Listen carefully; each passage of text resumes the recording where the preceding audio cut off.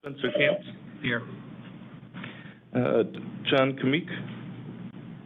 Good morning, Scott Schladweiler, Deputy Director in place of John Kamik. Cheryl Lombard. Here.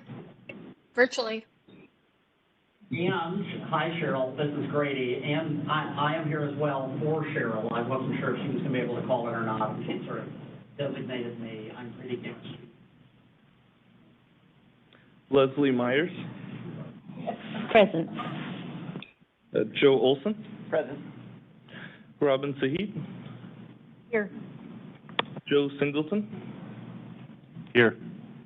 Senator Priya Sundaresan. Here. Warren Tenney. Here. And Sandra Watson.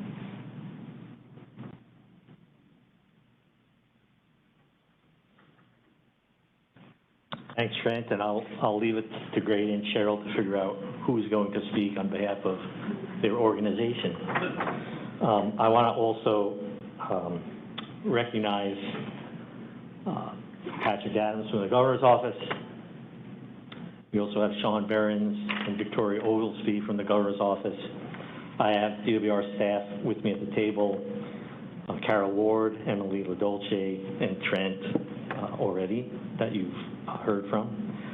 We have other DWR staff in the room, Clint Chandler, Deputy Director, Bruce Allen, Advisor to the Director, Aisha Ward, Deputy Chief Counsel, and David McKay, the Manager for the Assured and Adequate Water Supply Program. So with all of us here, we should be able to answer all of your questions, hopefully in real time.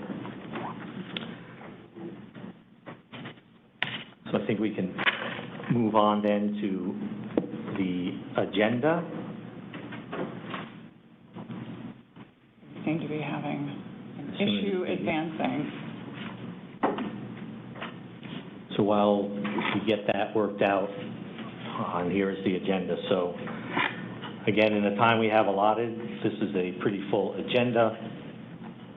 We're going to start out with Emily LaDolce providing some background on the Assured Water Supply Program and describing the issue this committee will focus on, also some of the modeling issues. Carol Ward will describe the committee's task, objective principles, structure, process, and timeline. I will review a set of initial concepts that DWR staff have identified as potential proposals, and then I will open the floor to the committee to outline initial concepts that some of you may have already identified, and then finally, Carol will go over the next steps, and we will wrap this up. So I will turn it over to Emily LaDolce, who will do the first part of the presentation in this agenda. So Emily, take it away, please. Thank you, Director. Good morning, everyone. It's a pleasure to be here with you today. I'll be talking about the groundwater modeling and how it informs the Assured Water Supply Program. Starting with a little bit of history, Arizona's Groundwater Management Act was passed to address unsustainable groundwater mining. The law, coupled with access to the Colorado River water through the CAP, enabled growth in the active management areas where groundwater availability was most threatened by overdraft at the time. The Assured Water Supply Program has enabled responsible development in an arid environment since it was passed in close to 40 years ago. It provides consumer protection for homebuyers, ensures sustainable water supplies, and it positions Arizona as a leader in water resource management. Commitment from cities, water providers, and developers have made the program what it is today.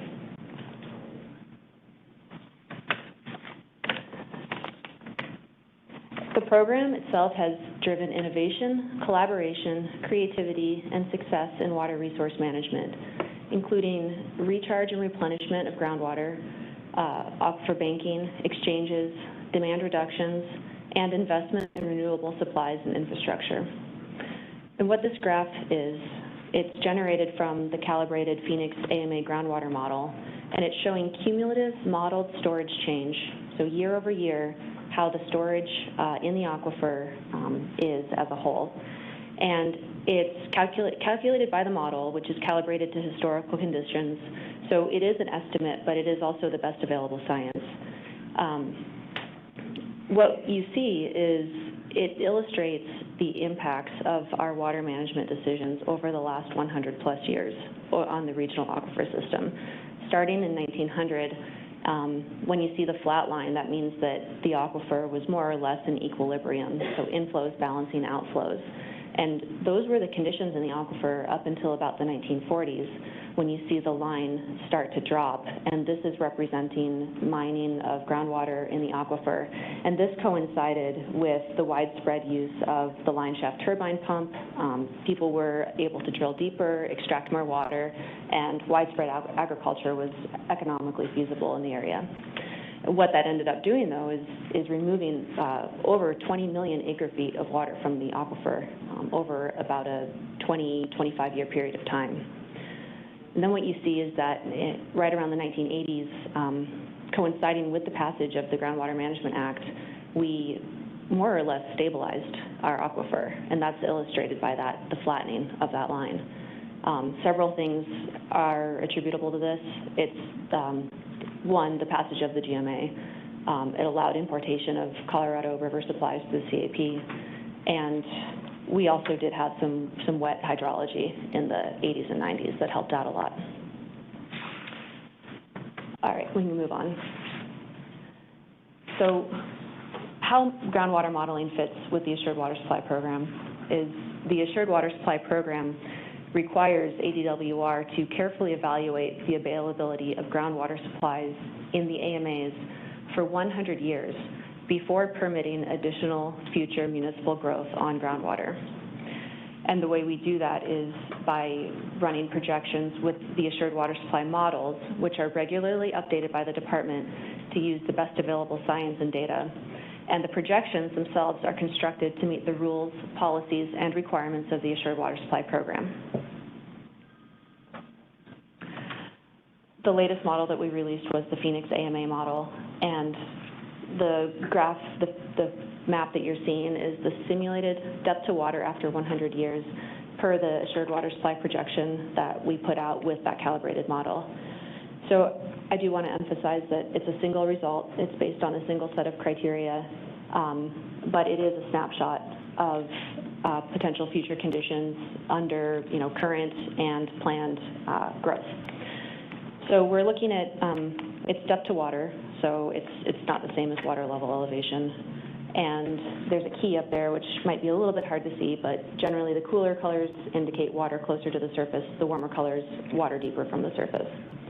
And the results of the projection showed that designated providers have little to no unmet demand in their service areas, and that groundwater levels are well above 1,000 feet in the heart of the valley. And what this means is that over half of Arizona's population resides where there are secure water supplies for today and into the future, and that includes the planned growth associated with existing determinations.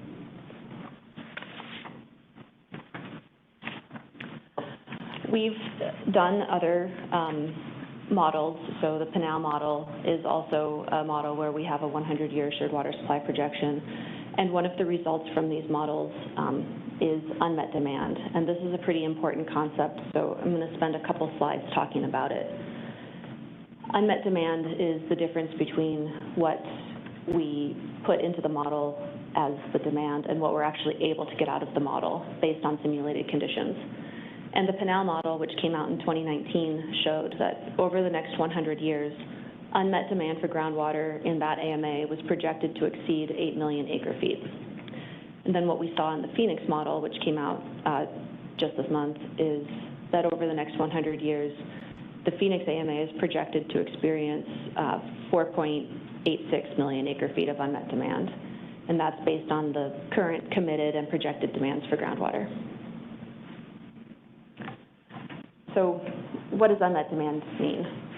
Unmet demand refers to the amount of groundwater use that is projected in the model based on current committed and projected demands for groundwater that cannot be met over the next 100 years based on the model forecast. There's three ways that unmet demand can occur in the model. One, the water level can fall below the bottom of a well. So imagine that the well is not fully penetrating the aquifer and then it goes dry. That will result in unmet demand. The second way is that the modeled water level can hit bedrock, essentially desaturating the alluvial aquifer. That would result in unmet demand in wells in that area. And then the third way is that there's still water, there's still a little bit of saturation, but due to the depth and the available water column, the well, it's not able to pump its full volume because it's limited by the amount of head. So those are the three ways that we can see unmet demand in the groundwater models. And before a plat can be approved and recorded by the local governing authority, the subdivision developer must demonstrate to ADWR that the requirements of the Assured Water Supply Program are met. So there must be sufficient high-quality water physically, continuously, and legally available for the proposed subdivision, meaning all existing and committed water demands must be fully met, i.e. there can't be unmet demand.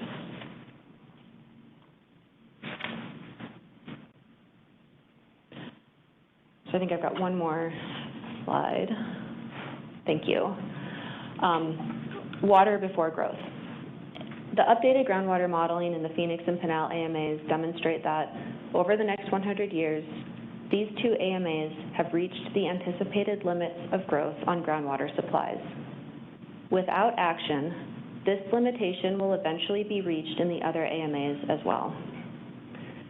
In keeping with the findings of unmet demand, the state will not approve new determinations of assured water supply for proposed residential and commercial subdivisions within these areas based solely on the available groundwater supplies. Water providers or developers seeking new assured water supply determinations must demonstrate additional renewable supplies or reductions in demand before development is permitted and may not rely on AMA groundwater. The program is doing what it was intended to do, which is requiring water supplies to be assured ahead of growth. And with that, I'm going to turn it over to Carol.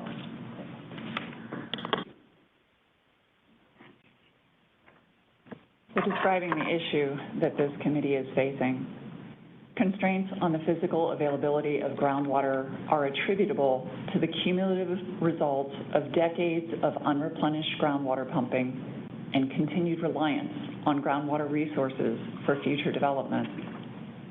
Reductions in Colorado River supplies will increase reliance on groundwater within the CAP service area, the Phoenix, Pinal, and Tucson AMAs. Without additional renewable water supplies and reductions in demand, progress made towards reaching the management goals of the safe yield AMAs is expected to erode, and unmet demand will continue to grow. When the issued but unbuilt pumping demands are included in the Phoenix AMA's water budget, the projected future annual decline averages 387,000 acre-feet, compared to an average annual decline of 23,500 acre-feet from 2000 to 2021.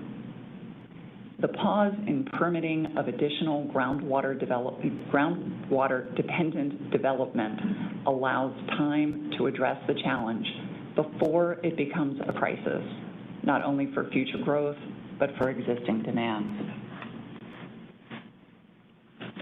So the task of this council and this committee is to look forward, like those who drafted the Groundwater Management Act, and identify bipartisan, collaborative opportunities to update the Assured Water Supply Program, driving the next iteration of forward-looking policy, planning, management, and innovation that will help close the gap in unmet water demand, meet the objectives of the AMAs, uphold the strength and integrity of the Assured Water Supply Program, and protect consumers and groundwater supplies.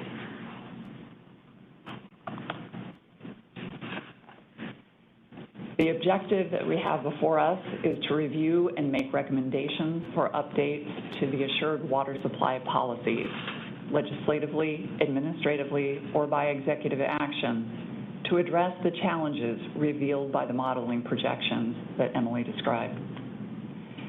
Our deliverables are policy recommendations that meet the objectives and principles that I'll review in a moment. And our focus is development of high-priority, well-constructed proposals, keeping the timeline that we have in front of us in mind.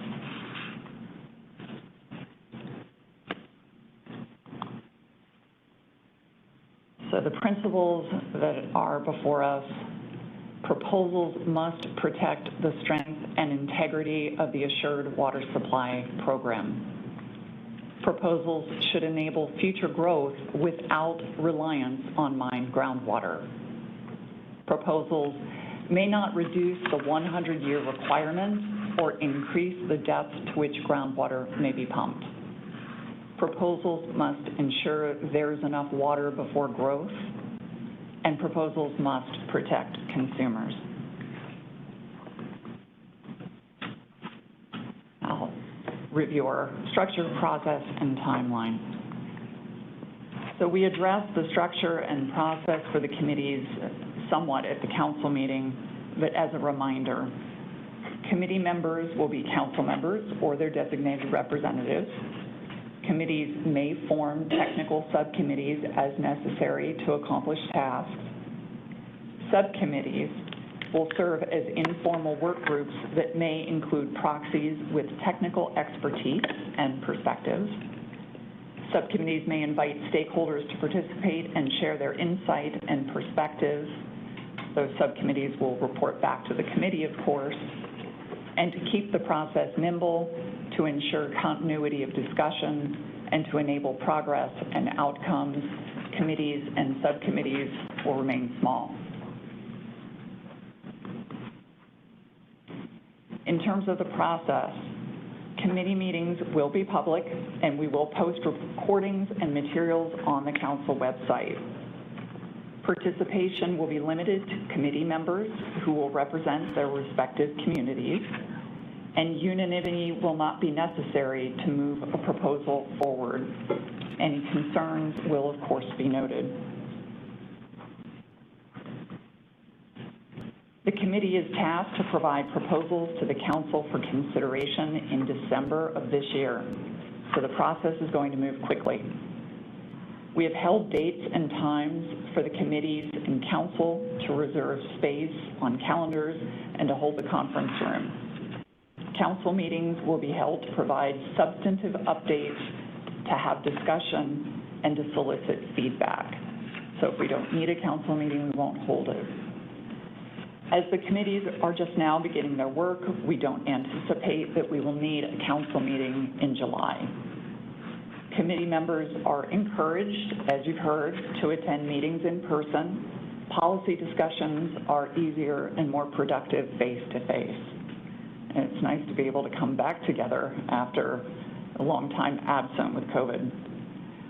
A virtual option may be available as it is today. So our timeline, this is a tentative timeline. It's a little difficult to read perhaps on the screen, but the takeaway is that the committee has 6 months to submit proposals to the governor. We will begin identifying proposals, concepts today, summarizing and posting that information to the website in July prior to the July committee meeting.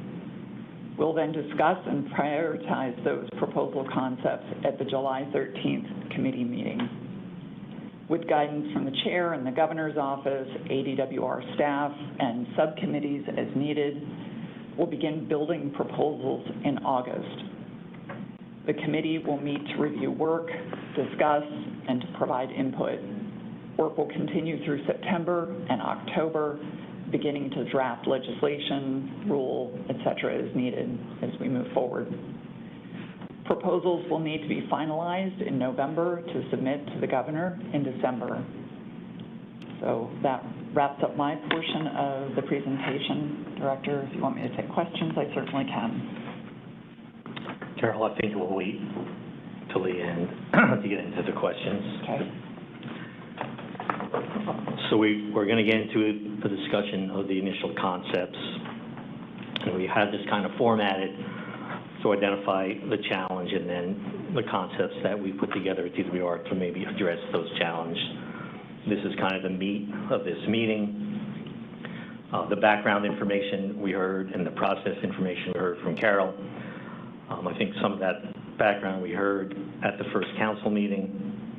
Well, I think what we heard from Emily and Carol is consistent with what we heard from Governor Hobbs at the very first meeting in terms of what our charge is in this council and what the time frame is for the council and this committee to do its work. I think it's critical that we provide some options here to move forward with this program under the principles that Carol went through. I think we are getting bad press in terms of both locally, regionally, and nationally about we're out of water. We all know that's not the case. I think moving forward with some flexibilities and improvements to the Assured Water Supply Program will send the right message, again, locally, regionally, and nationally, and to our own stakeholders here in Arizona, that we are addressing the security of our water supplies moving forward. It's critical that we move forward with this process in a way that continues to send that message that we do have water security in this state, that this program has worked, and that keeping this program strong has great value for water management and for the perception of those on the outside looking inside into the state of Arizona. So again, over the course of this meeting and the next meetings, our task is to pull together a list of initial concepts or proposals and prioritize them. The committee will need to focus on what its highest priority is and what may be the most feasible outcomes to complete in the time frame that we have, which is December this year. So again, we want to capture also other ideas for further discussion. If any of you have some ideas, and we'll get to that point a little bit later on, our staff will summarize them and post them to the website prior to the July meeting so we can discuss all of those ideas that are being brought forward. Go ahead. So again, to get the ball rolling, DWR staff have compiled a list of initial concepts for consideration. Some of these ideas have already been explored and discussed by the stakeholder community in other venues. I will briefly describe them at a high level, and we can provide more detail at the next meeting. We want to leave time today for the committee to begin identifying additional concepts. And I want to note that nothing we are presenting at this time is set in stone. There will be room for development through the discussion as we move forward. So first, regarding the Assured Water Supply modeling, DWR has received critiques and concerns regarding the validity of the model.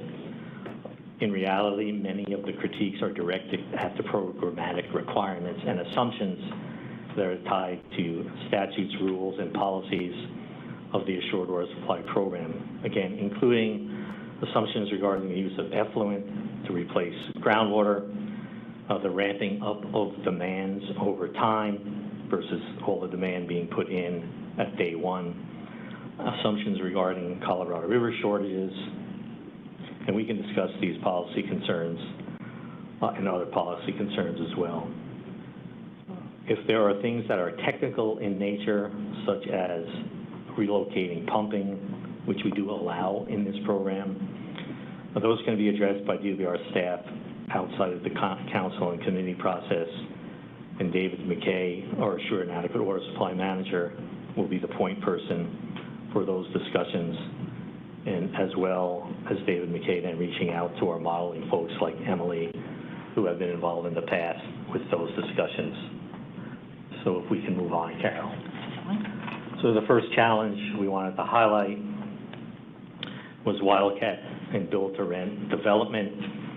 Again, additional residential development dependent on groundwater is paused in the Pinal and Phoenix AMAs until there are additional renewable water supplies or the demands are reduced, because those are subdivision developments.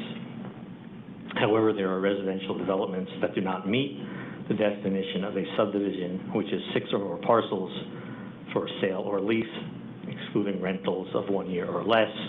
And you can see the statutory citation there.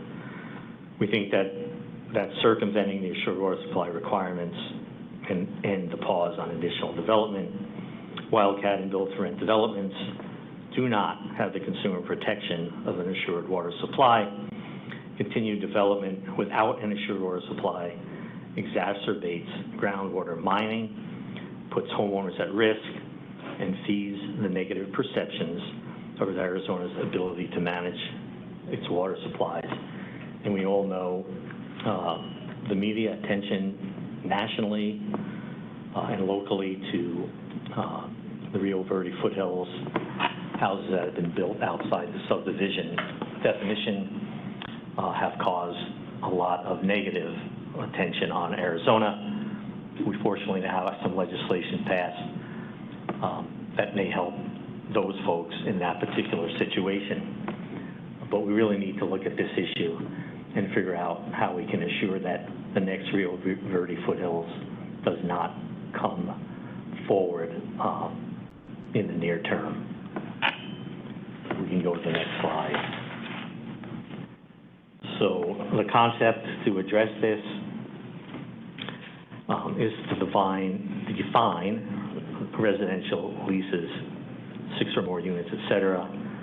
And a city or county shall not approve a building permit for 1 or more detached residential dwelling units that are located in a residential lease community within an initial AMA unless the units have obtained a certificate of assured water supply or a written commitment of water service from a municipality or private water company.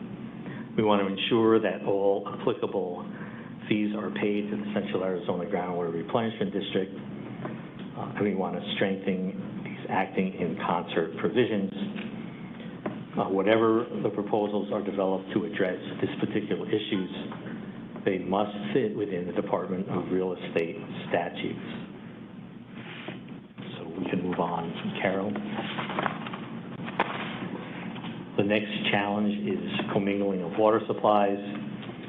So currently, an applicant for a certificate or analysis relying on water delivered through a provider's commingled system must demonstrate the physical availability of any groundwater delivered through the system, even if the applicant or water provider brings a new non-groundwater supply into the system. So even with sufficient renewable supplies for the proposed new subdivision, in some instances, development cannot move forward because the water delivered to the proposed new subdivision will also include groundwater. This requirement is intentional. However, as homeowners in the new subdivision would not have an assured water supply because they would bear the risks of groundwater shortage that's designed to be avoided by the assured water supply program. So the concept that we've fleshed out at this point, again, is applicable to proposed subdivisions within a service area or water system that meet the following: is not designated as having an assured water supply, that is applications for analyses or certificates, includes groundwater as a supply, includes unmet demand within the service area. A developer bringing in an alternative supply to support a new subdivision must secure an equivalent volume available to the water provider to help reduce unmet demand within that water provider's service area. Allowing new growth to proceed this way will incentivize and enable the use of alternative supplies and protect the integrity of the assured water supply program. We had talked with stakeholders before about exclusivity agreements. We heard from the stakeholders that those were virtually an impossibility to get approved and get approved through the Corporation Commission. So we're proposing this instead. And again, I think the key point here is we're trying to incentivize and enable the use of alternative supplies while protecting the assured water supply program for all the consumers. So moving on to the next challenge, and that's regarding infrastructure. And again, alternative water supplies may require a substantial infrastructure development in order to make supplies physically, continuously, and legally available. For example, transportation of groundwater from outside an initial AMA may require transportation infrastructure. Infrastructure construction can take many years to complete. However, financing of infrastructure may be linked to the new customers the water is intended to serve. Certificates of assured water supply have not traditionally allowed for the construction of future infrastructure because a certificate of assured water supply analysis is a snapshot of existing water supplies and the criteria at that point in time. Under current rules, once a single home is sold, the certificate cannot be revoked, even if the water supply is no longer available. So we'll move on to the concept here. To enable the construction of infrastructure to support future growth, we could modify assured water supply rules to allow issuance of certificates based on future infrastructure. We would need to identify requirements that must be met before and after issuance of certificates, for example, a 5-year construction plan, issuance or completion of necessary permits and approvals, and financial assurances, and these are just examples, certainly not an exhaustive list. We would need to include milestones for infrastructure completion. We would need to provide for expiration of certificates if milestones are not met. We would need to broaden the financial capability requirements for certificates to include posting a performance bond for the benefit of the planning authority and or the water provider. So this concept goes back to something that was in the original groundwater code, and that was while CAP construction was underway, the legislature deemed water providers with a CAP allocation to have an assured water supply, again, recognizing the lead time for that construction. So we're trying to parallel that concept that was embedded in the original groundwater code and create some equity there for the certificates moving forward. And I think we all could probably agree that the nature of that deemed supply in those cities and water providers that have CAP allocations has worked really well and development has occurred.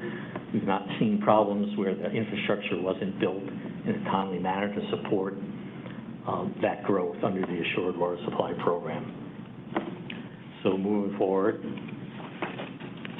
we're ready to have a committee concept and discussion process. But before maybe we go into that, I'd be happy to go back through the challenges and concepts that I went through and further flesh that out for you, answer questions, take any first impression comments that any of you might have. So I'll open it up to the committee members, and Representative Griffin is raising her hand. Thank you, Director. Did I understand that the assured water supply would be required for both residential, commercial, and industrial development? We're not proposing changing the current status of the commercial and other development that is not subject to the Assured Water Supply Program. Okay, maybe somebody can bring me up to speed as to what those requirements are. Do they We'll do that right now, and Aisha, since it's complicated, is probably the best one to. Really, the assured water supply requirements hinge on whether a development constitutes a subdivision under the Department of Real Estate statute. And that is a subdivision of 6 or more lots. So that can apply in commercial contexts as well. So Aisha, what would an example of a commercial development that needs assured water supply versus one that doesn't? So it's going to be heavily fact dependent, and oftentimes it's going to be included in an entire master plan community concept. So all of the demands that are included within that master planned community are going to include more than just the homes, typically. So if a strip mall was built outside of a master planned community, would it need an assured water supply, as an example? It's going to be fact dependent, and I can't give a blanket answer. Okay. to clarify, commercial, unless it's in a commercial subdivision, but commercial and industrial does not have to meet the 100-year supply. Is that correct? It's further complicated, Representative Griffin, by the fact that you also have designated providers which are serving commercial and industrial demands within their service areas, and those demands are included in the designated providers' assured water supply demands. So Representative Griffin, what that means is the designated providers have to meet their current and committed demand with their pot of water that's approved in their designation. So everything that they approve for service is going to get included against their current or committed demand and has to be served within that pot of water. And so they can continue all of that growth until their pot of water is fully utilized. And they've got to come back to us if we're projecting that that outcome is going to occur in certain timeframes. Does that mean if there's no provider, there's no approval of commercial and industrial? So again, as Aisha said, there's outside of those designated providers, it's a very fact-based situation for what commercial and industrial would have to meet the assured water supply requirements. To that point, so manufacturing, commercial or industrial, outside a designated provider, if they do not split into 6 lots, they do not meet the Assured Water Supply Program standards. Is that correct? And that decision to split into 6 lots or more is simply a zoning request by the applicant. To your first question, it's hard to answer those questions in the hypothetical in a broad brush because every development context is different, and there are master plan community concepts that include industrial demands, as I understand it, and David can speak to that more as far as his recent applications that he's been seeing. I know we saw quite a bit of those in the Pinal AMA. So, but generally, or certainly, the application of the assured water supply requirements applies to a subdivision. I'm talking about a project outside a subdivision, a manufacturing project that's not included in a master plan community. It is entirely likely that that could not be included or could not have an assured water supply determination requirement attached to it. That being said, those demands would be included in assured water supply modeling, such as the Phoenix model. Eventually, their use would be included in the model, but not at approval. It's entirely possible. Entirely possible that my statement is correct, or that they're included at the time of approval. Well, if we don't know what those demands are, they would not be included at the time of the approval. It's entirely correct that an industrial manufacturing plant could move forward without an assured water supply determination because it is not a subdivision or not included in a subdivision or a master plan community. Thanks. Thanks, Tom. Since I'm not a lawyer and I'm not working for the department anymore, let me see if I can make a little more of a blanket statement. We have designated providers within my company, and every bit of demand within that designation is accounted for. Okay, I'm sorry. So we have designated providers that we operate, and every demand that's within those designated providers are accounted for in our designation. So whether it's a Circle K or a manufacturer or, you know, the traditional subdivision, that's all included. In our non-designated service areas, we have this normal subdivision, so as Aisha said, 6 or more lots, that goes through the certificate process. But we have many individual users that are a manufacturing facility, a grocery store, those types of commercial things that do not need to get their certificate of assured water supply. In some cases, that commercial piece on the corner is part of the master plan, and therefore that is included. So the park, the school, the grocery store gets included. But if they come in on their own and they don't, and are not included in that, then they're usually not part of the approval process. We do have some that are commercial subdivisions, so it's a commercial condo type complex, and people buy those, and then that then would be a subdivision and would need the certificate. So just some specifics that's in our system. Is it safe to say that these uses outside designated providers that aren't subdivisions are mining groundwater?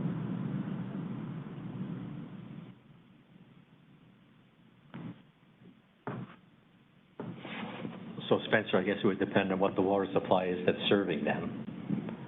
But if it's 100% groundwater, it's likely somewhere along that's going to be mined groundwater. So if they're self-served with a water supply, they need some authority to withdraw groundwater, and there are different authorities out there to withdraw groundwater for those self-served industrial entities.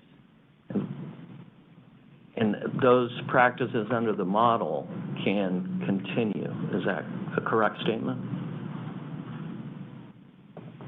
So Emily could best answer, but we try to capture in the modeling all of the existing uses in the AMAs and the reported data that we get in all of those reports. So No, I understand we're collecting the data, and I think that's good and positive. I'm just curious is if they're not in the Assured Water Supply Program and the model impacts the Assured Water Supply Program, those uses can continue regardless of the unmet demand identified in the model.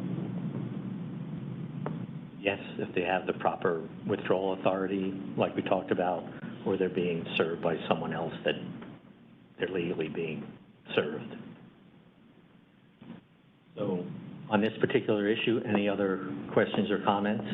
Kathy? So I think what I'm hearing from you is that maybe we should look at whether certain industrial users that are not served by designated water providers and therefore not included within an assured water supply determination should be required in advance to show they too have an assured water supply. And if that's what you're suggesting, I think that's a good suggestion. I'm not, because this model had pretty devastating impacts to housing specifically, because we are the only land use that does meet the 100-year requirement by nature of every project we build is a subdivision, but we also replenish the groundwater that we use to serve homes outside designated providers. And there is very, very limited land supplies inside designated providers, which is the only place we can currently grow. Arizona is facing a significant housing affordability crisis. We're about 45,000 units of for-sale housing short under the current situation, and that'll only get worse as land prices continue to increase in the designated providers, because that's the only place we can grow. Members of mine left on the table north of $1 billion of investment in the Hassayampa Basin. We do it right in terms of subdivision regulations, in terms of building infrastructure and roads, and a lot of investment goes in place. That number has increased based on the impacts in Queen Creek and Buckeye. And the rules change midstream in these projects. And I don't think we treat any industry like that in this state.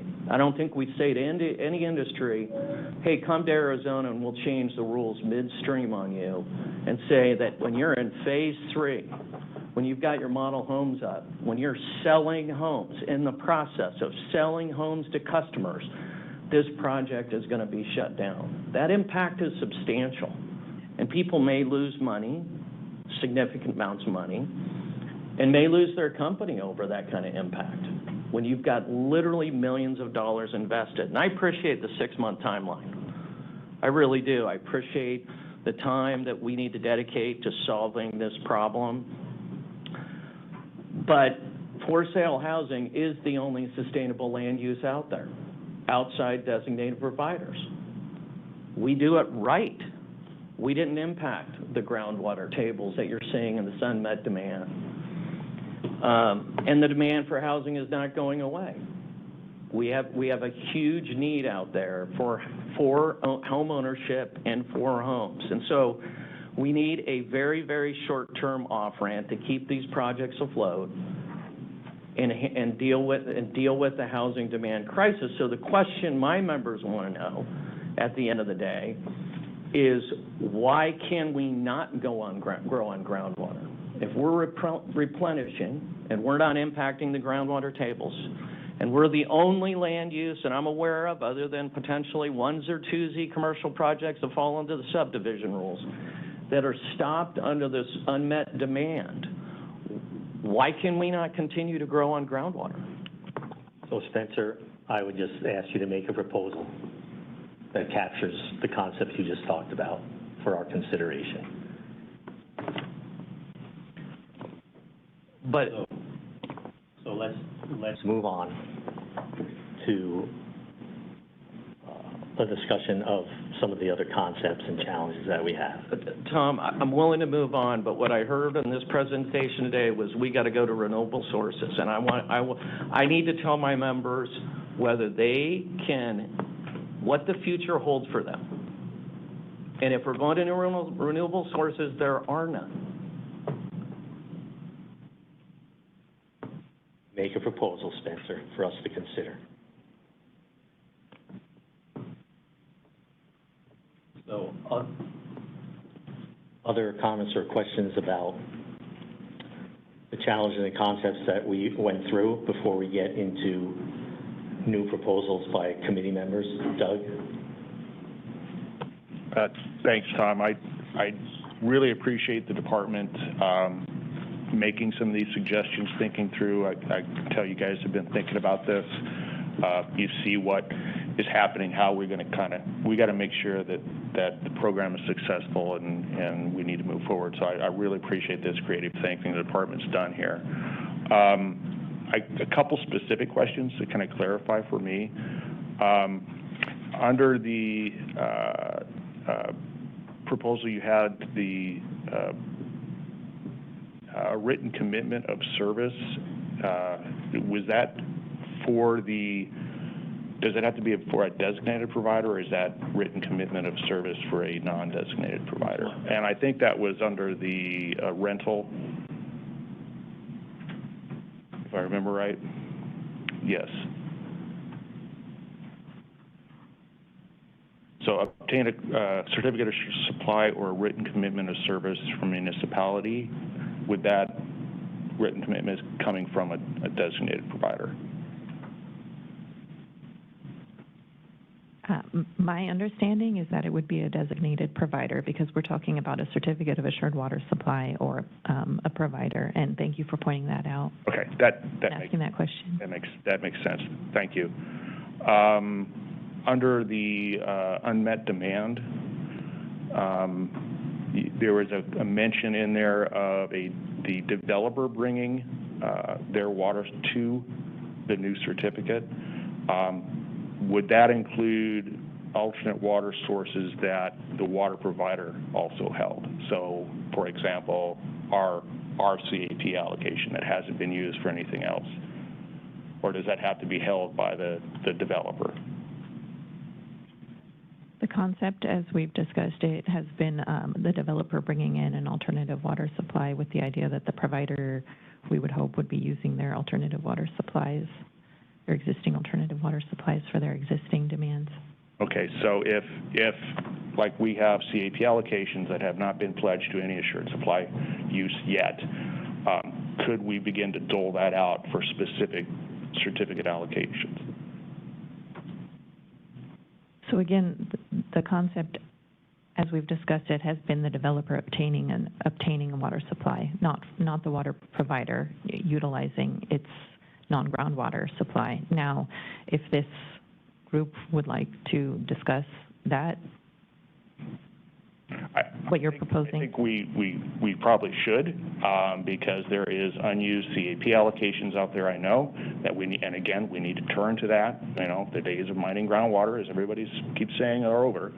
And then I would also point to there's effluent out there that could be assigned to this, and that is held by the water provider as well. So I'd love to explore this further, but I think we need to maybe tweak that a hair. And then lastly, and then I'll let somebody else, on the, just to comment on the infrastructure proposal. We, as a private utility, we have enter into development agreements with, and I'm sure municipalities do the same thing, but we are told by the Corporation Commission to enter into these agreements, that there's long-term commitments both from the provider as well as from the landowner, the developer, land extension agreements, et cetera, and there is financial and bonding requirements with that. So I think that might be a good launch point that we can move on and help support that infrastructure concept. And again, I really thank the department for some of this creative thinking.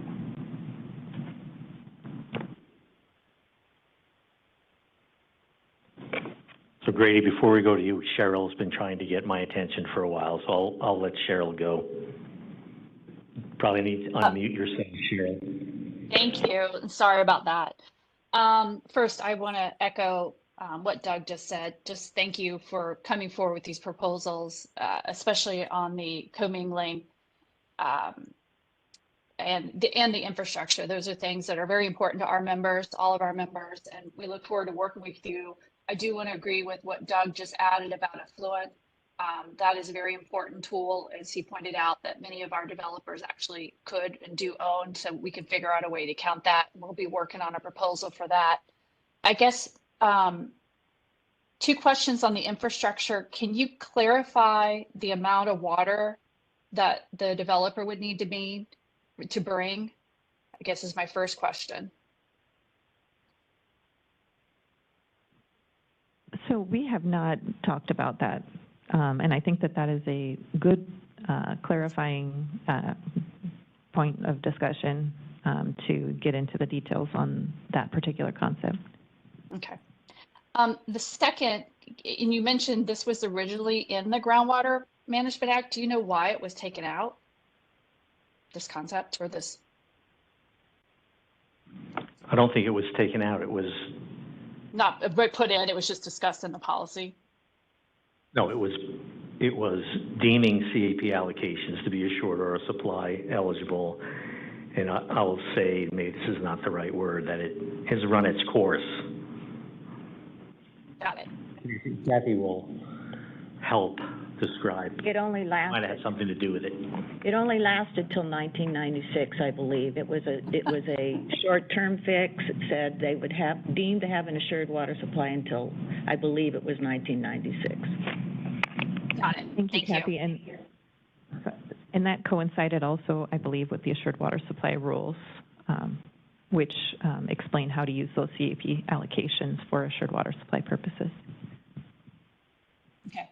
Thank you. Oh, and one other question. So your build for rent concept, it builds upon what was done at the legislature?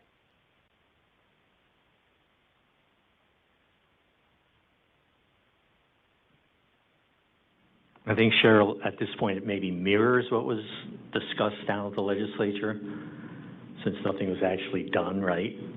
Yeah. But we wanted to bring this back up because we know there was a lot of work put into it and a lot of discussion around this issue down to legislature. Okay. I think it was a little stronger than what we had worked on, but we'll work with you on that. Thank you. Grady, we'll let you double count one time. All right, fair enough. It's actually related to the question Cheryl asked. As I read what you said, if a developer is bringing their own water, they have to bring twice as much. I think that's what that paragraph said. They have to bring an amount equal to the amount their development is using. They have to bring an additional equal amount. If that is what it says, I think that's unconstitutional. I say I think because if the city was doing it, it would clearly violate Nolan and Dolan. If the state does it, I don't know. But the principles of the Nolan and Dolan case would not allow that.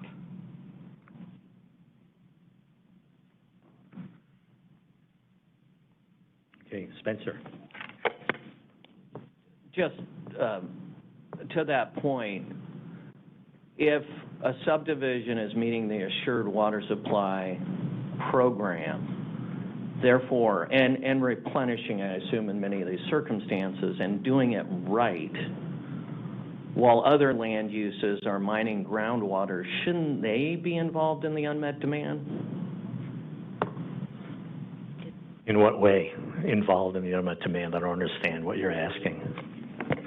If they're not under the, if any land use is not under the assured water supply program, they're not meeting the 100 years, nor are they replenishing their water. So they're contributing to the unmet demand. So why are land uses that are doing it right being asked to offset the unmet demand when land uses that aren't doing it right are not? Again, make a proposal about how you want to fix this, Spencer, but my understanding is the original intent of the groundwater code gave entities like agriculture the right to pump with certain restrictions, and the assured water supply program was requiring subdivisions to meet the 100-year requirement, and other entities were not, and it was all part of the deal in 1980.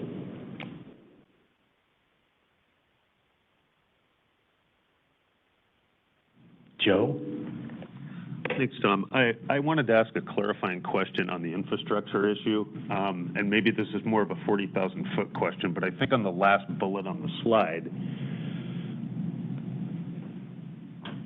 it gets to broaden the financial capability requirements for certificates. And when I read this issue, I had been previously under the assumption that that requirement in the assured water supply rules was supposed to meant to capture stuff like this. So what is it not capturing that we're trying to fix?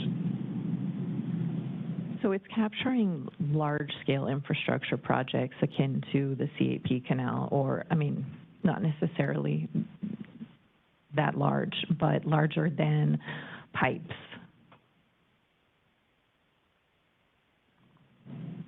Okay, thank you.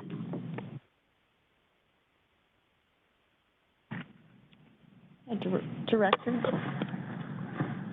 Go ahead. If you could just give some clarification on the commingled concept. I'm just not quite following it, and perhaps an example might be helpful.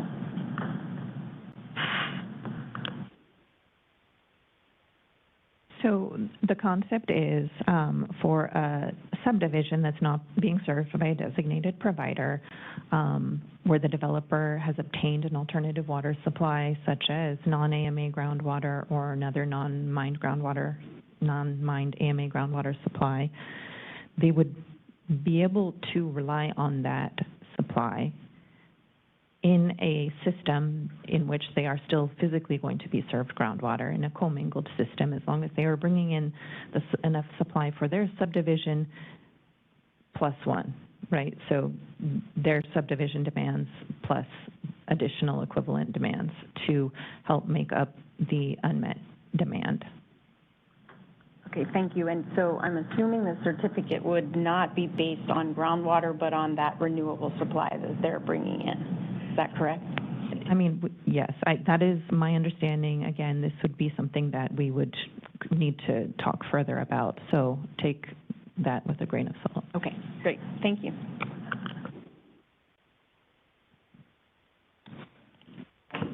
Thank you. I have general comments as to the concepts that were just presented, and of course additional concepts when we move to that segment, but I just wanted to reiterate and chime in with the thanks to the work,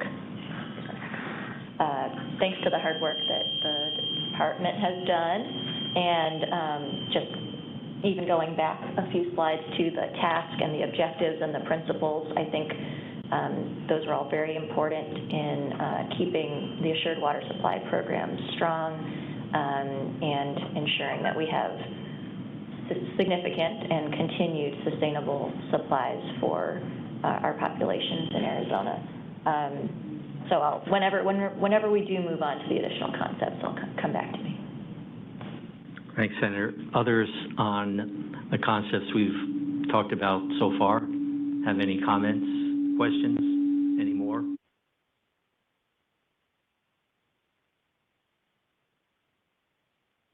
I am not seeing any or hearing any, so I'll open it up then to a discussion of concepts that you may all want to throw on the table at this point. Certainly, at whatever level you're prepared to discuss that, whether the 100,000-foot level or if you've got something already down in the weeds, would love to hear it.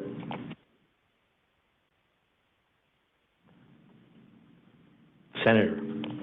Okay, thank you. And these are concepts at the 100,000-foot level, and I am throwing them out there for the committee to be able to get into the weeds and think about how to make them a reality.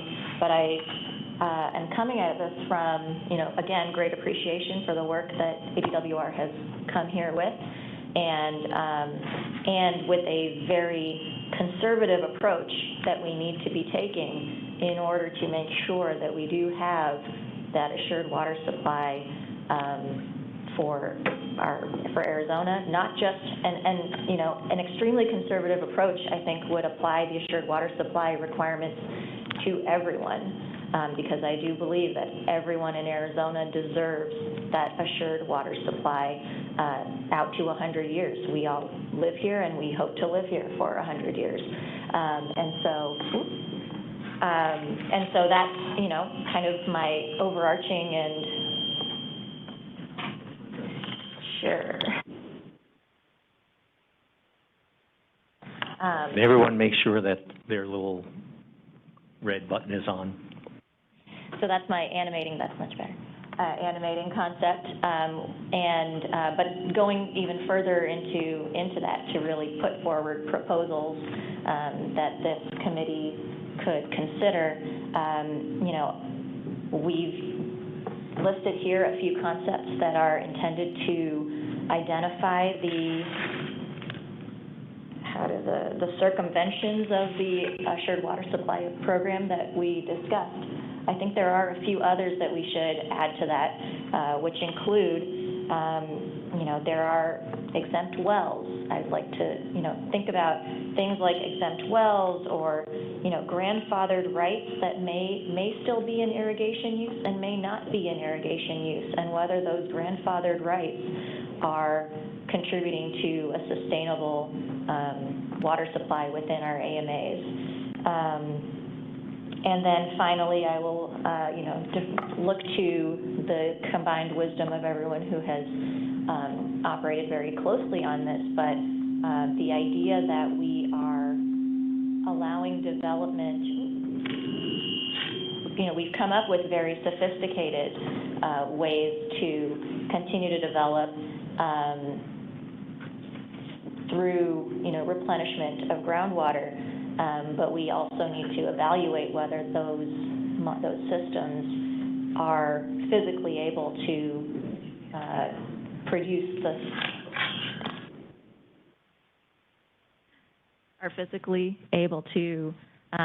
result in that sustainable water supply. And so looking at something like the groundwater replenishment district and the way that it operates, and in particular, I know there are a number of kind of ideas for improvement with that, but for one, the idea that you could pump in one part of the basin and replenish somewhere else has not necessarily been looked at as the best idea. So those are the three, I guess, ideas, concepts generally at the 100,000-foot level that I offer, in addition to my agreement actually with the prior discussion that we should not just require housing development to be subject to assured water supplies and should expand it, again, in a conservative approach to any water users? Thanks, Senator. I'll just say we'll capture those concepts as we discussed earlier. One of the things that we also discussed earlier is kind of prioritizing what we want to work on in the near term. I think some of the issues that you and Spencer have brought forward in terms of those not contributing to the replenishing of their groundwater use are very broad issues, getting at the basic underpinnings of the groundwater code and the deal that was made back then. And not saying they aren't important to address, but hopefully I'm wanting to focus between now and December on some flexibilities to allow these subdivisions to move forward under the assured water supply certainty that we have now. And maybe that's where we should focus in terms of priority, but we can have more discussion about that. Doug. Thanks, Tom. I guess to kind of follow up on that, you know, it's been brought up multiple times here with Kathy and Spencer. Maybe a hybrid concept for new industrial users. I don't think they necessarily need the consumer protection piece that the Assured Water Supply Program provides for, you know, individual home buyers, but that is unreplenished demand, and maybe should be a water-based permitting review that looks at their impacts, not necessarily to protect themselves, but protect the existing users, the existing subdivisions that may be out there as part of that process. So you know, maybe something along those lines.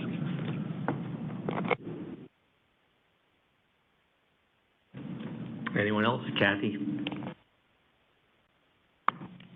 Thank you, and thanks for all the work you put into this. It's a lot of work, I know. And I know this committee has a short timeline, and so maybe a lot of the things that I really care about won't fit into that. And maybe, though, that means there has to be something after the short timeline. So what is most concerning to me is this slide. This slide that shows that when we get to this model results, the overdraft plummets, gets bigger and bigger and bigger. We are not going to reach safe yield. We're way far away from safe yield. And one of the criteria for issuing a certificate of assured water supply or any determination of assured water supply, that the groundwater use be consistent with the management goal. So this program is inextricably linked with the management goal. And for me, it's really hard to look at it separately, especially when what we're showing is, what my math shows is that the overdraft will be 16 times, over 16 times greater than it has been in the last 20 years. We are on a trajectory that is not sustainable. So somehow we've got to figure out how we're going to get back to a more sustainable use of groundwater. And right now, obviously, the biggest use of groundwater is agriculture. And we know that, and we've known that for a long time, and we know that they have grandfathered rights, and I don't believe it for a minute that we can interfere with those grandfathered rights. But are there things we can do to steer growth to those lands so that, in fact, you replace a high water use with a much lower water use, and in doing so, you reduce the demand on our groundwater supplies? To me, we keep throwing that out over the last 20 years, but we never do anything to really get there. And it seems to me that's an important concept that we should be thinking about. I'm also worried about the fact that the assured water supply rules allow pumping to a depth of 1,000 feet below land surface in the Phoenix AMA. 1,200 feet is 1,100 in the Pinal AMA. Again, or bedrock. That's not a sustainable practice. That's not a sustainable standard. And that is in the rules. That is not in the statute. That is in the rules. Then that's something that could be changed by rules. And I know it would be controversial, but we have many areas in the Phoenix AMA where that's not a problem. There's a lot of green areas on that map. So I would encourage us to think about those concepts over the long term. They're important in terms of recognizing that if we want to have a civilization here in 100 years, we need to be thinking about the long term. And finally, what I don't understand is what's going to happen to all these analyses of assured water supply. In my view, we should get rid of that concept. We shouldn't have analyses of assured water supply. They aren't in the assured water supply statute. Right now, we put a whole bunch of them on hold, and I'm assuming, but maybe I'm wrong, I'm assuming that those analyses are going to expire. But I would ask DWR to tell us that. Thank you. So analyses do have an expiration date. As you know, they also have extension provisions. And the first two provisions are non-discretionary if the criteria are met. The additional extensions are discretionary if the criteria is met. That is how the rules currently read.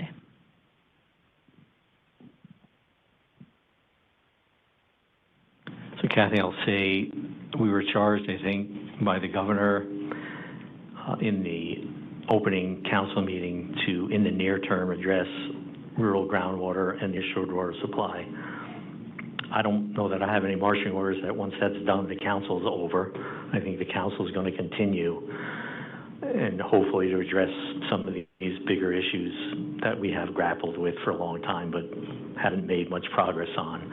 But I think in the near term, our charge is to work on those two issues at the behest of the governor. I think if we can make some progress in both of those areas between now and December, I think that will help us be able to shift to additional issues like some of the ones you brought up in maybe the start of the next calendar year. Spencer.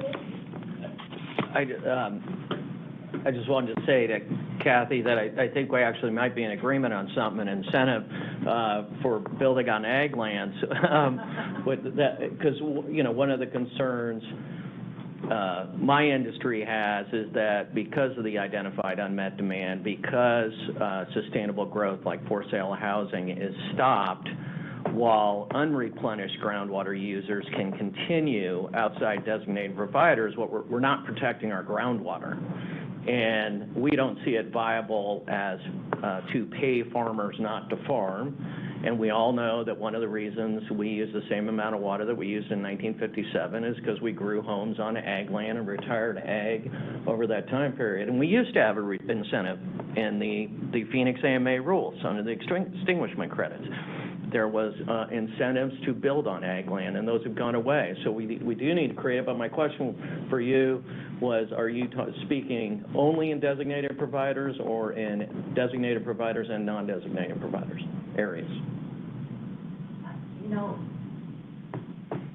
Spencer, I hadn't refined my comment to one or the other, but I do know that this concept of moving growth to ag land or incentivizing it has been around for decades. And in fact, in the Groundwater Management Act, there's a $2 per acre foot pump tax that can be levied to purchase and retire ag lands in order to achieve the management goal. Well, the department in the third management plan looked at this issue and decided, well, two things. It won't raise enough money to buy enough land, and then what do we do with that land now that the state owns this retired ag land?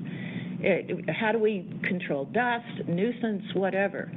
So I'm talking about a more sophisticated, how do we channel growth how do we recognize that we have a finite supply of groundwater and that a lot of it's being used currently by ag? How do we get it to the point where it is freed up and reduces the demand on our groundwater supplies for other uses? I don't know what the incentive model is, but I think I continue to think it's something that will have to happen in the future.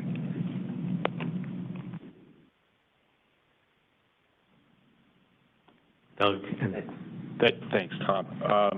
To follow up on that idea there, Kathy, one concept I've heard kicked around recently is along the lines of a hybrid designation, where there would be a geographic limit to a designation within a provider who's not wholly designated.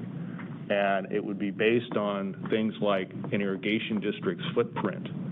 So if you've got an irrigation district with surface water allocations, that you can convert that surface water allocation within that designated area within a non-designated provider, and then that would make development easier because they're this hybrid designation for those lands within that district. And hopefully then that would help encourage and push development onto those ag lands versus trying to pursue your own certificate, across the street. So maybe that's something we could take up and talk about a little bit further. So there's no doubt that homes are going to use less water on the same acre of ag land. But one of the things that was very clear in the Pinal modeling, at least, was that not every acre of ag land had 100 years of water because of the unmet demand in the ag sector. So it's a challenge to make those things fit together, right? Because there's no doubt it uses less water. It will benefit the groundwater in a larger picture management way. But who's going to decide which piece of ag land gets to put houses on it, and who's going to decide that that ag land doesn't have the 100 years? Don't want it to be me. That's all I know. So that issue is out there, and it does make sense to look at that big picture issue. And I know, Representative Griffin, you had your hand raised. Thank you. Several issues. I'm concerned about the Douglas AMA. If there's a manufacturing firm wants to be down in that area, which is greatly needed for unemployment and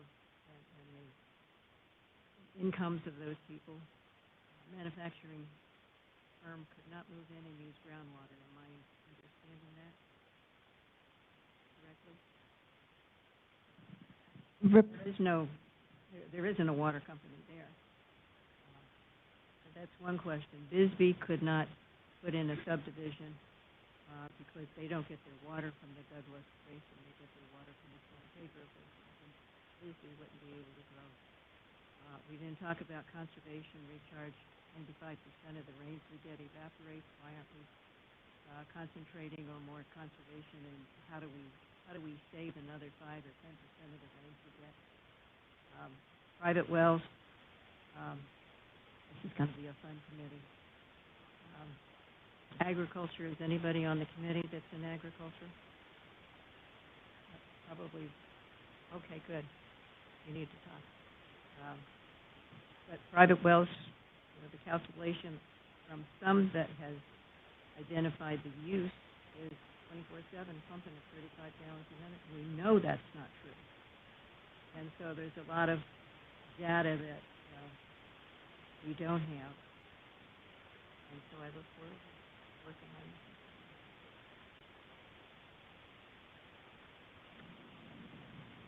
Thanks, and I think, is it the 28th that we're having our hearing on the goal of the Douglas AMA? Tomorrow. To that point. Tomorrow night, 4 o'clock. That's a historical agriculture community, and the goal doesn't mention agriculture at all. And I think that's lacking.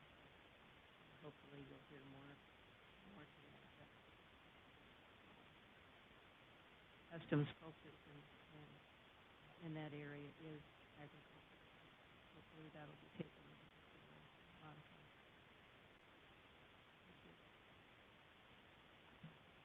things. Any others? Warren? So I want to echo some of the comments that have been made of appreciation that we are working on this, and appreciate that the department has put forward some ideas. It's always a little easier to work from something that's been put forward but I think there's also, as been suggested, there's other ideas that I'm sure the committee can work on this. But this certainly is important. The Assured Water Supply Program is something that the AMWA cities strongly support and have recognized the benefit of having it in place, and the cities have done much to invest and develop resources and infrastructure to be able to have their 100-year assured water supply designations. And as was noted earlier, it is really important that we continue to find a way to make certain that the Assured Water Supply Program continues to stay strong and continues to be able to work well. We have seen clearly the challenges of when there are difficulties and problems that are cited in the Phoenix AMA, whether it be the Rio Verde foothills or the challenges that the groundwater model findings have pointed out.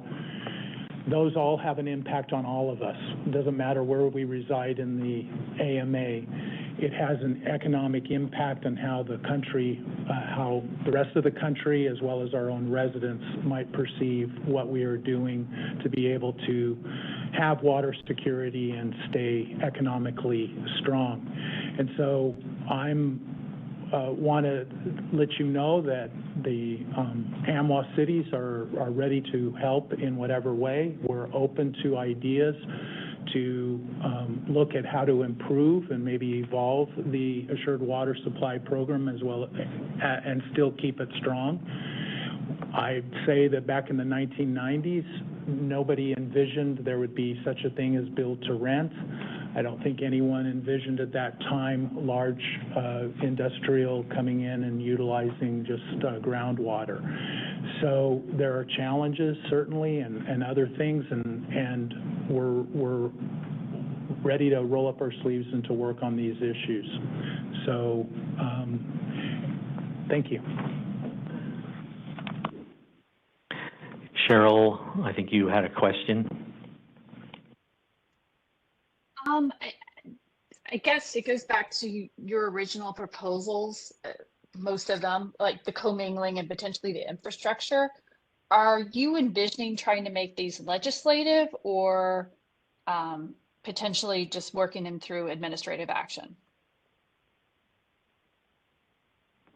Well, Cheryl, my view is as we flesh out more of the details, that will become more clear as to what we might need to do legislatively.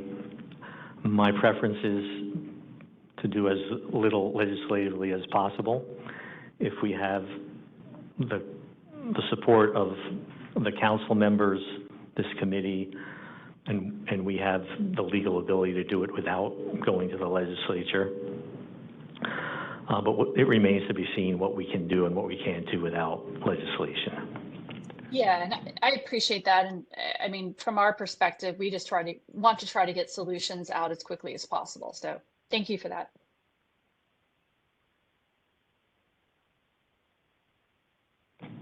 Any other comments, questions?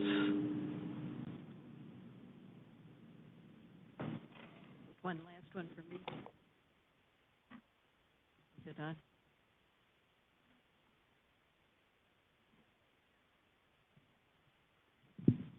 Just keeping in mind that we only have 13% of private land in private hands, and so that is a challenge.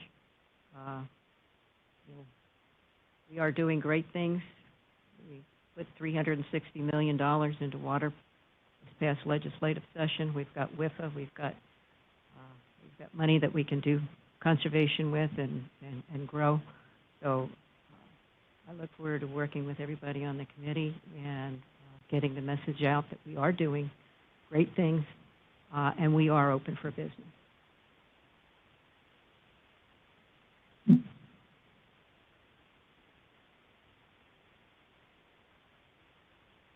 So thank you, everyone who had their ideas, who had their comments, their questions. I think this was a great start, and it's clear that we're going to have some in-depth conversations and some lively debate as we move forward. Those are all good things for us to consider. I'll also say this for those of you who threw out some concepts and some proposals. As my staff works to capture those, I might ask them to give you a call, because it's better to get this right than it is to put something out there and then have to fix it. That'll be an opportunity for some conversations about maybe some more of the detail that we didn't hear today. So I'll put that onus on my staff to consider doing that as they compile the list of proposals. So I'll turn it over quickly now to Carol for some next step conversations. Thank you, Director. Okay, just to touch on action items in our upcoming meetings. So our plan is by July 7th to have proposals that are consistent with the principles that the Director outlined. Okay. That are consistent with the principles that the Director outlined. Those will be posted on our website. I'll also highlight the fact that our website URL has changed. It is now www.azwater.gov, and the council pages are /GWPC. Our next Assured Water Supply Committee meeting is scheduled for Thursday, July 13th at 1 p.m., again here in this conference room. And what we'll be focusing on is discussion of the concepts that have been brought forward and also prioritizing those. The next Governor's Water Policy Council meeting is tentatively scheduled. As I said earlier, we don't expect to need one in July. So we're tentatively focused on Wednesday, August 30th at 1 p.m. I also want to point out that the very last slide in this presentation has the website URL and the contact information for key staff who are supporting this effort. Please don't hesitate to contact me, Council Coordinator Trent Blumberg, sorry, I keep tripping, or Bruce Hallen, who is leading the council process. I will turn it back to the Director. Thanks, Carol. As you saw in previous slides, we got a lot of meetings scheduled just in this committee. We want this committee to be very action-oriented. We want the council to be action-oriented as well. We will try to avoid as much as possible, especially in the full council, just updates. We'll try to create the right balance of bringing the full council proposals that are maybe not fully baked, but baked enough to the point where we can take some action and not just have the council meeting be a bunch of updates.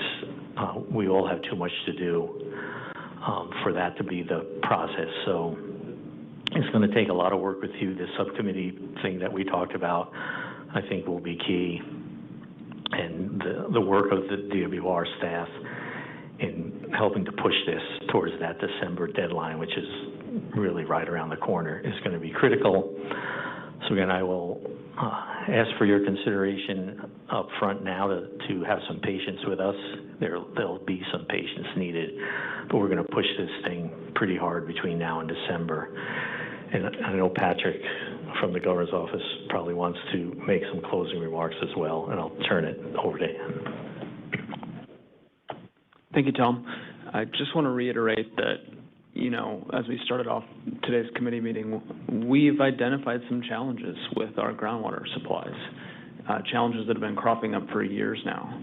And so we really need the combined expertise of the stakeholders on this committee and the stakeholders on this council to come forward with policy ideas and proposals that we can put in place that address some of these challenges, that update the Assured Water Supply Program, that add needed flexibility, that close loopholes, that move us forward to continue sustainable development. Because we have done a great job of managing our groundwater supplies here in Arizona. And so we have an opportunity to continue that momentum and that path. And so just want to reiterate with Tom, we're going to be pushing this process hard. We want it to be action-oriented, and we're open. We are open to your ideas. So submit them to the department, and we'll be reviewing them. So thank you.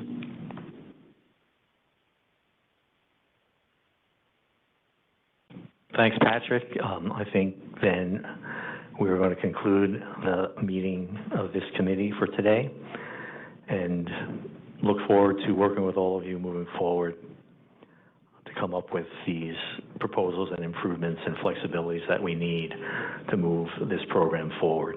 Thank you all.